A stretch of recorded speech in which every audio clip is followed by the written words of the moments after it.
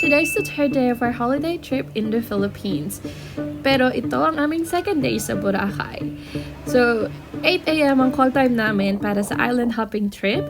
So, we just visited different beaches. This is Buca Beach. It's famous for the sand castles na ginagawa ng mga locals. You can bring extra money so you can give donations para dun sa mga gumagawa ng mga sand castles, but it's not mandatory. And then, dito din yung crystal kayak, pero hindi na kami nag-purchase ng rental noon dahil hindi naman din kami mahilig sa mga photos. Videos lang. And then, we also went to the snorkeling area.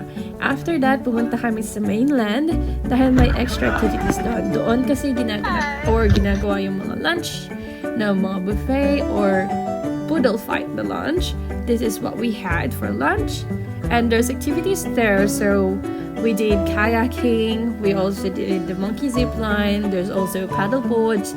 And ATV ride. So, ito yung last na ginawa namin. Is yung ATV. And then we rode the speedboat back to Boracay Island.